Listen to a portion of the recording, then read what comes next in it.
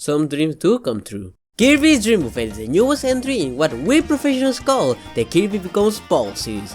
Being announced out of nowhere on July 12th, getting a trailer on the Kirby Music Fest, and finally releasing on August 17, Kirby's Dream Buffet is a $50 eShop spin-off where you and 3 friends race and battle to be the fattest Kirby in town. I already talked about my first impressions on another video, but for a short recap, I thought the game looked fun for a couple of minutes, but it wouldn't last, falling into the same pitfall that Fighters 2 did. And I'm here to say that while I wasn't wrong per se, Kirby's Dream Buffet is surprisingly good. And I'm here to tell you why it's worth the humble $50 price tag. The story is that Kirby got invited to a gourmet festival, and instead of waiting, he starts to eat some nice cake. What Kirby didn't know is that he was using the Dream Fork. Yes, that's the official name. Yes, it's amazing, which has the ability to make dreams come true. Since Kirby's dream was to eat a lot of cake, he got shrunk down to eat as much cake as he wanted. Also, there are some other Kirbys too, I guess. That's it. I tried to make it sound a little bit more interesting by adding some info from these tasty tidbits, amazing name by the way, but it's just as simple as that. Kirby grabs a magic fork, he becomes small, he eats cake. And there is also no story mode or single player mode whatsoever. Granted, you can still play with CPUs if you're lonely like me, and you will still enjoy the game, again, like me, but this is clearly a multiplayer game. But I'm getting ahead of myself. After seeing the intro, you get dropped down to the home table, which is a good way to say main menu where you can freely move around. It's a great way to test the controls of the game, and you might not notice since it's a YouTube video, but the game runs at a smooth 60 FPS. I don't usually care for stuff like this, but it's always a major boost to how good a game feels. Going to the actual main menu in the middle, we can play either locally for 2 players, online for 4 players, or local play for also 4 players. In any mode you play, you will have relatively the same game modes, for good or for bad, with the exception being that you get to chill on a nice small table while waiting for other players on online mode. Other basic stuff includes playing with random strangers or making lobby calls for friends to join in online mode. Unlike some other $60 game. Once you're ready, there are 4 main game modes plus free rolling, which is a big map where you can, I don't know, around. It's pretty fun, but it has no purpose other than to kill some time. All the other modes have the same objective, eat the most strawberries. How you do that is the fun part. There is race, where you, well, race your opponents in linear courses while eating strawberries. After that, we have minigame, where you are trapped in a small arena, grabbing strawberries falling from the sky, by defeating enemies, or breaking boxes. There's also Battle Royale, not that Battle Royale, thank god, which is similar to minigame, where you are trapped in a bigger arena, this time actually fighting your opponents. And there is finally Gourmet Grand Prix, which is playing a race, a minigame, another race, and ending in a Battle Royale, one after the other with some little strawberry bonuses at the end, for things like destroying enemies, eating the most race strawberries, or hovering the most time. I swear, hovering appears on every game just to make me lose. This last mode is probably the one you will play the most. All of them are fun on their own, but I think you get the most by playing the Grand Prix. Battle mode and the bonuses can get annoying and make you feel like the only thing that matters is the end. Part 1, that's the classic Mario Party, Mario Kart VS that makes these type of party games so fun and unexpected. Just take a look at a game like Mario Kart Wii, often considered to have the most unbalanced items, is also the most technical and competitive game in the series, which makes that game so much fun. And 2, trust me when I say that by just doing good at the other modes, you will unintentionally work for those bonuses while giving yourself a big boost at the Battle Royale. So yes, it's kinda annoying, but everything that happens before that last round is not useless. Rambling aside, every game mode has that classic Kirby mentality of easy to play, hard to master, that has been a core part of every Kirby game. How Dream Buffet accomplishes this is by having a simple objective and a simple control scheme, but having a technical side in how the courses are designed and the decisions to make in said courses, mainly because, no joke, this game has one of the most realistic physics in any game I played. It feels like every single little bump, no matter how big or small it is, changes your moment. Oh my god, I almost said that. Sorry, my bad. As I was saying, How Kirby is affected by terrain really impacts how you move around the courses, which, yeah, it can feel clunky at times. It also leads to some great and snappy decision making. Couple that with the objective being getting the most strawberries, every moment it feels like you have to make a choice. Do I go for the short route, or do I go for the long route with more strawberries? Do I go for the straight shot, or do I go out of my way to grab some speed? If another Kirby is going for the big 50 cake at the end, do I challenge it, or do I secure the 20 instead? And one of the most important decisions comes in how you use the multiple copy abilities. Oh, sorry, copy foods. Basically, copy abilities with a sweet twist. Some are on all modes, while others are only on some. These include Burning Pepper, which turns you into a fireball. Drill Carrot, which lets you dig on the ground to attack.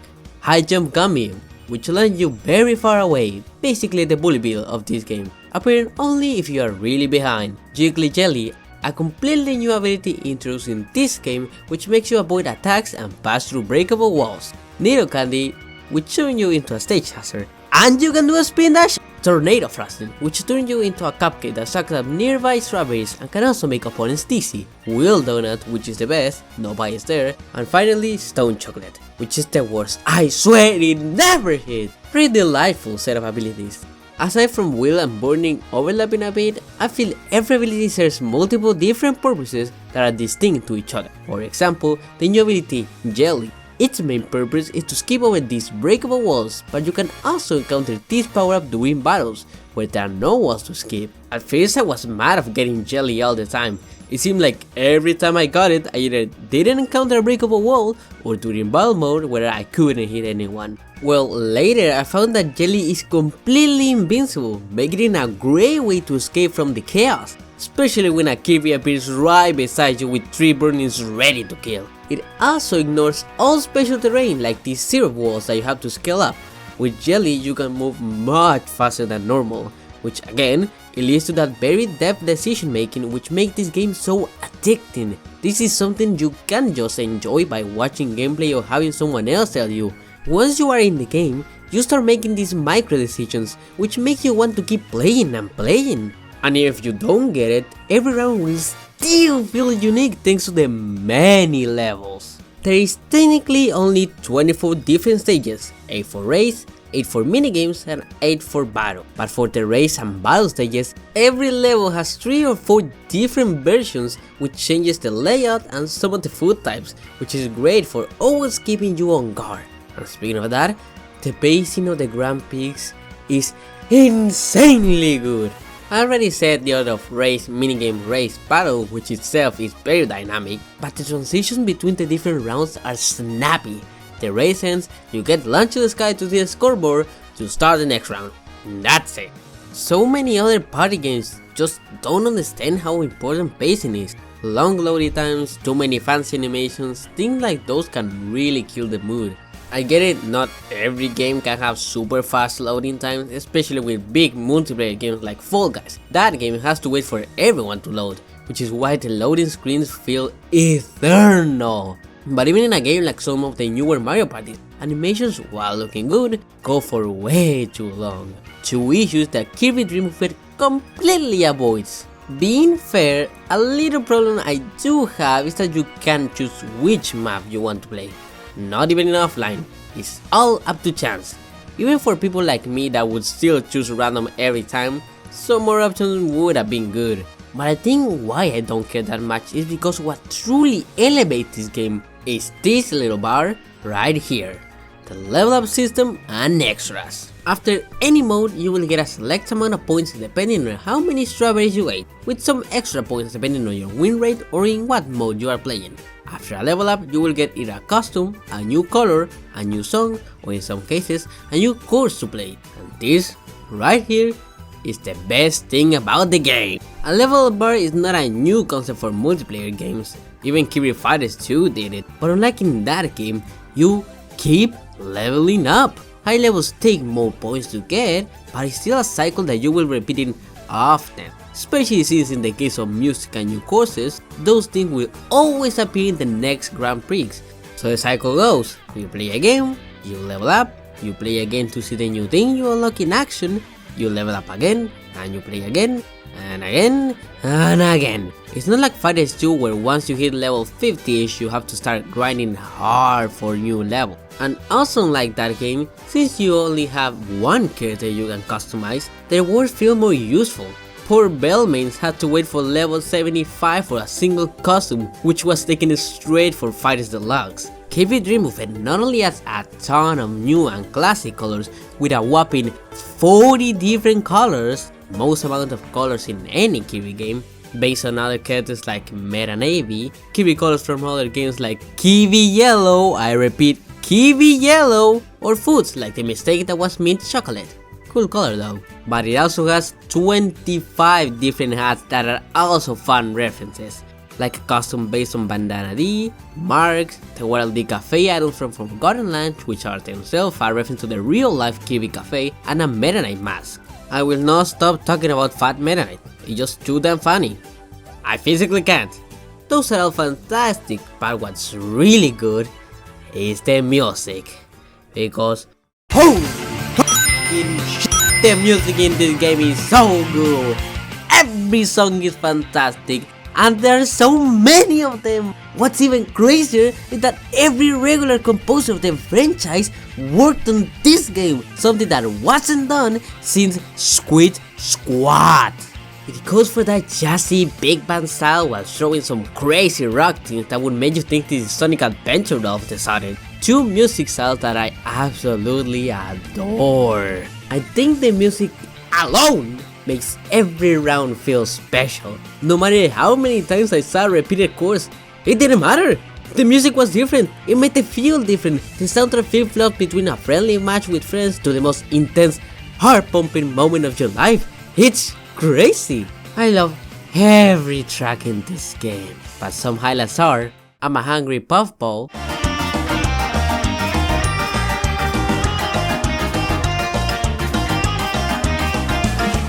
Rolling Quartet Jazz Band,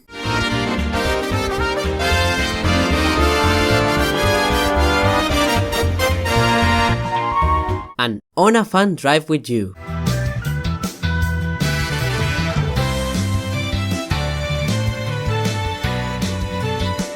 And of course, all of them have stupid names that I just love. And for the remixes, oh my god, they dug deep for some of these songs, while giving some classic songs new twists.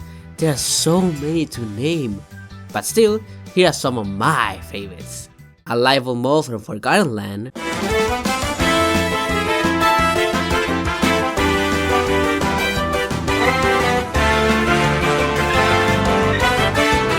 Super Ability from Return to Dreamland,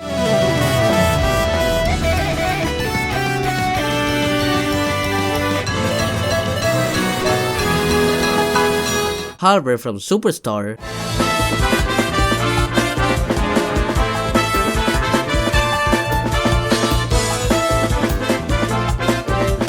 Level 5 from Block Ball,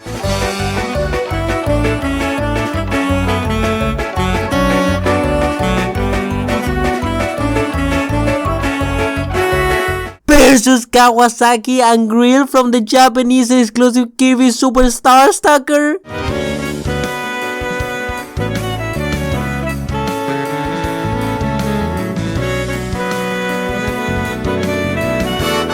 And a special mention to the 20 Seconds Left song being a Mint Leaf remix, which is amazing by itself.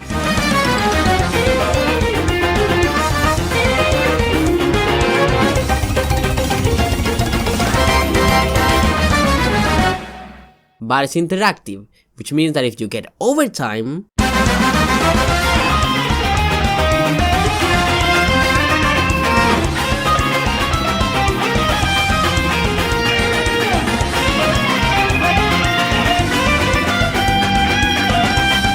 and then for the ending,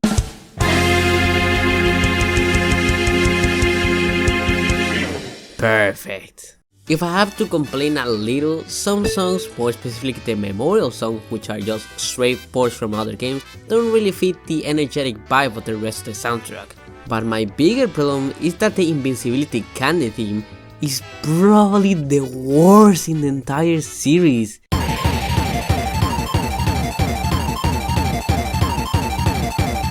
It doesn't even have the main melody! It sounds like the drill whiz from Sonic Colors, which is not a bad thing, but that's one of the most iconic Kirby songs.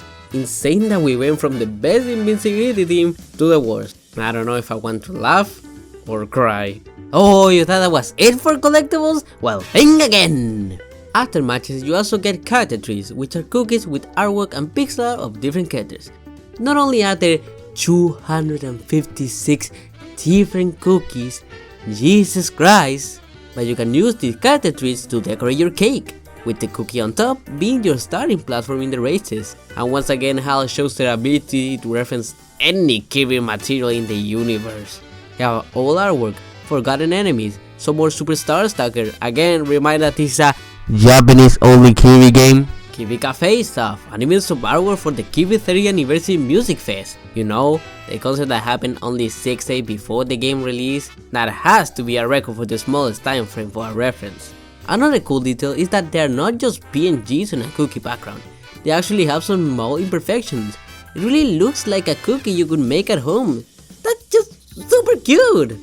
And god, I avoided it for long, but I had to talk about the overall presentation of the game. As said before, it runs on a smooth 60 FPS with near zero frame drop. Although I did find like 2 instances where the game did slow down for like 2 frames, nothing major. Online on the other hand, it's hit or miss. Don't quote me on this, but I think it's peer-to-peer, so it really depends on the connection of the other players. So you can have incredible matches with friends, but hopping on a war match will probably run you to an awful connection. And also there's no quit option, so you basically have to close the game if you want to escape lag hell, but that probably will get you banned for like 2 hours. From what some friends have told me, it's more often stable enough to have tons of fun with other people all around the world, and even if you can't get a full group of 4, the game will fill the other spots with CPU opponents with really cute names. One of them probably holding something important from Kirby lore. Someday you guys will hear me bitch about that. The water leader in the races also have some amazing names like Wawa Waddle, or Mr. Waddle, or Wandana D, or Waddlor, or Wada Knights, or my favorite, King Wadidi. Now what I really want to talk about in terms of presentation is how amazing the game looks. Once again, HAL proves that you don't need 4K RTX super high graphics to make a game look stunning. Giant Footlands are nothing new in media, with things like Wreck-It Ralph and Sonic Colors, but Kirby's Dream Buffet takes the cake of the most creative, the most tasty looking, and the most realistic looking food in any media I've seen. Unrealistic not in the way that he has the most pixels, no, realistic in the way that I just want to pause the game and eat my screen. This game will make you hungry.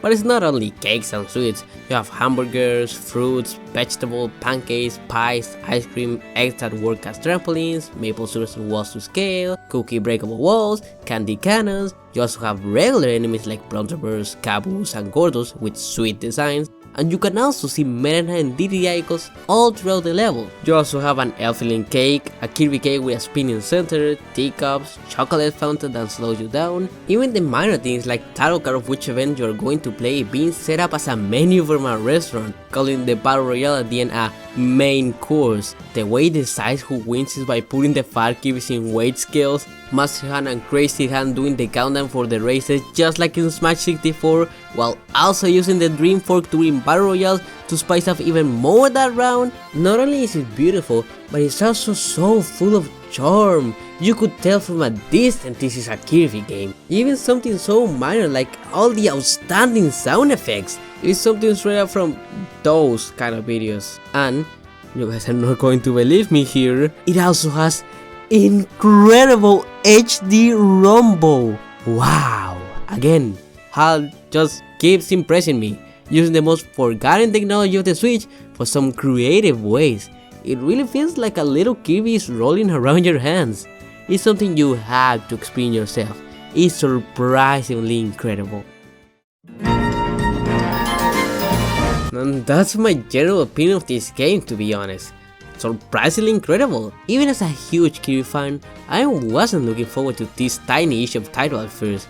I was going to play it of course, but I wasn't expecting to have so much fun! Kirby's Dream of It feels like some old SNES or Game Boy game, but with the knowledge and skill of modern Kirby. As much as like games like Kirby Fighter, DDD Drum Dash, Kirby Clash, and Blow Up Blast, it did feel like HAL didn't care anymore with the spin-off. Once a series known for its crazy ideas was starting to feel predictable. But this game slapped me in the face and said, "Are you doubting me, mortal?" If Forgotten Land was a step into the new golden era for Kirby, Kirby's Dream Buffet is the next step after that. The step that assures you, yes, we are moving forward. Kirby is in such a great place, finally gaining the respect it deserves. People are playing more Kirby, people are watching more Kirby, people are enjoying more Kirby. And as someone who was already a hardcore fan of the series, I only have to say, welcome. Hope you're hungry, because we are eating good. And that's what I think. Let me know down in the comments how you feel about this game. Did you buy it? Are you enjoying it? Are you unsure whether to buy or not? Tell all that and more on those comments. And while you're down there, why not hit the like button and subscribe button to let YouTube know you like my stuff. But hey, that's all from me, and I'll see you on the next drive. Oh yeah, you can press the D-pad to make Kirby do cute faces. It's so cute, I love it.